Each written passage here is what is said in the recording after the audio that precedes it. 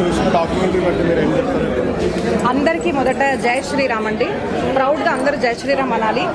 And నేను ఏం చెప్పబోతున్నాను అంటే, ఇది బీబీసీ గురించి మనకు చెప్పారు కదా, ఇలాగా ఓన్లీ బీబీసీ ఒకటే కాదండి, మన సనాతన ధర్మ కల్చర్ గురించి కూడా, మన టెంపుల్స్ గురించి కూడా, మన శాస్త్రాల గురించి కూడా ఇలాగ మనం తప్పుడువి చెప్పబడ్డాయి అనమాట. సో చిన్న చిన్న స్టెప్స్ తీసుకుంటున్న వాళ్ళని, జస్ట్ లైక్ స్ట్రింగ్ వినోద్ గారిని ఎట్లయితే ఛానల్ అంతా బంద్ చేశారో, అప్పటికి కూడా ఆయన ఇట్లాంటి ఒక పెద్ద ఎఫర్ట్ చేయడం చాలా చాలా చాలా అప్రిషియేటింగ్ అండి. సో మనము వాళ్ళకి సపోర్ట్ చేయడానికి ఒకటైతే చేయొచ్చు. అక్కడ ఇచ్చిన స్లోగన్ మనకి ఏంటంటే బీబీసీ బ్యాన్ బ్యాన్ బీబీసీ అనేది. సో అందరం మనము బీబీసీకే కాదు, ఇట్లాంటి ఏదన్నా కూడా మన సనాతన ధర్మం గురించి తప్పుడుగా ప్రచారం చేస్తున్న వాళ్ళని మనం అందరూ బ్యాన్ చేయాలి. ఇలాగ ఎవరైనా పని చేస్తున్న వాళ్లకు మీరు ఏ రకంగా అయినా కూడా సపోర్ట్ చేస్తుంటే తప్పకుండా సపోర్ట్ చేయాలి. అండ్ ప్రౌడ్గా జయ శ్రీరామ్ అనగలగాలి, మన భారతదేశంలో మనం అనగలగాలి అని అందరినీ కోరుకుంటున్నాం. జై శ్రీరామ్. ఇప్పుడు ఈ డాక్యుమెంటరీ ఒక ఐ ఓపెనింగ్ డాక్యుమెంటరీ అనుకోవచ్చా మేడం?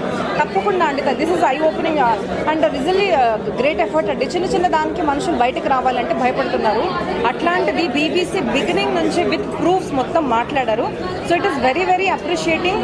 వినోద్ గారికి, పండిట్జీ గారికి ఇలాగ ఎంతో మంది పనిచేస్తున్నారు. ఇంకా వాళ్ళు చాలా డాక్యుమెంటరీస్ చేయబోతున్నారు. మనం అందరం ఖచ్చితంగా వాళ్ళకి సపోర్ట్గా ఉండాలి అండి. మీకు తెలుసో తెలీదో నాకు తెలియదు, ఒక దుర్గమ్మ బయటికి ఎలా అయితే వచ్చిందో మహిషాసురుని చంపడానికి, అందరూ శక్తులు ఏకత్రితంగా అయినప్పుడే దుర్గమ్మ వారు బయటికి వచ్చారనమాట. అలాగే స్ట్రింగ్ వినోద్ గారితో మనం అందరూ కూడా ఒక్కొక్క చెయ్యి కలిపితే సాక్షాత్ దుర్గమ్మ వారు వచ్చి ఇలాంటి శక్తులను మనం ఇంకా ప్రభావం చేయాలని కోరుకుంటానండి. ఇట్స్ రియలీ గ్రేట్ ఎఫర్ట్ అండి. చాలా చాలా అప్రిషియేట్ చేస్తున్నాను.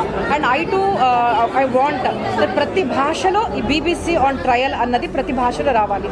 దానికి తగిన హెల్ప్ మనం అందరం చేయాలని కోరుకుంటున్నాం. ఈ బీబీసీ ఛానల్ వాళ్ళు ఇన్ని రోజుల నుంచి చూపించిన న్యూస్ కానీ, వాళ్ళు తీసిన సిరీస్ కానీ, అండ్ మ్యాక్సిమం అలా హిందూయిజంని డామినేట్ అంటే దాన్ని ఎరాడికేట్ చేసే విధంగా, మైండ్ సెట్ని చేంజ్ చేసే విధంగా, కన్వర్జన్స్ అయ్యే విధంగా చాలా చేసిరు. అవన్నీ ఇప్పుడు అన్న తీసుకొచ్చాడు తెర మీదకి అని అనుకుంటున్నాను. అవి ఇంకా ఇట్లా రావాలి. ఇవి మీరు ఎట్లా ఒప్పుకుంటారు? నిజం, ఇదంతా చెప్పింది అయితే నిజమే అండి. వన్ థింగ్ ఏంటంటే అంటే, ఇప్పుడు లెర్నింగ్ అంతా మనం తప్పుడుగా లెర్న్ చేసాం, మన స్కూల్స్లో కానివ్వండి, మీడియాలో కానివ్వండి. So unlearning is going to be very difficult. మనం మళ్ళీ చరిత్ర అంతా మొత్తం నిజమైన తెలుసుకోవాలి అన్నది ఒకటండి. అండ్ మెయిన్గా ఒక పాయింట్ నేను చెప్పాలి ఏమనుకుంటున్నాను అంటే, వారు ఏం చెప్పారంటే ఈ ప్రాజెక్ట్కి దాదాపు 40 lakhs అయ్యాయి. అండ్ ట్రయల్ ఆర్కే ఏదో తీశారు, దానికి ఫండ్స్ తక్కువ పడ్డాయి అన్నారు. సో మనకు మెయిన్ ప్రాబ్లం హిందూ సిస్టమ్కి అండి. మన ఏ ఛానల్ కూడా మనం ఇప్పుడు రిఫ్లెక్షన్ అమోక్ గారిది కానివ్వండి, string Vinod, any channel, any one working for Hinduism, మనకు ల్యాక్ ఎక్కడ ఉంటుంది అంటే అర్థం అనమాట. అంటే డబ్బు అనేది చాలా ల్యాకింగ్గా ఉంటుంది.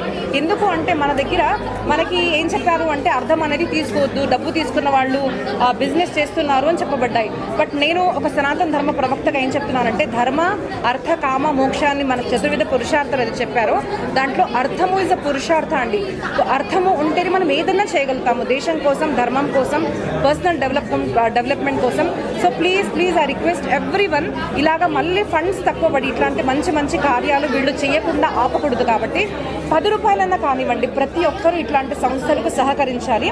Because this is a really eye opening and big step. ఇంకా ఇట్లాంటివి చాలా రావాలని నేను కోరుకుంటున్నానండి. Thank you so much madam.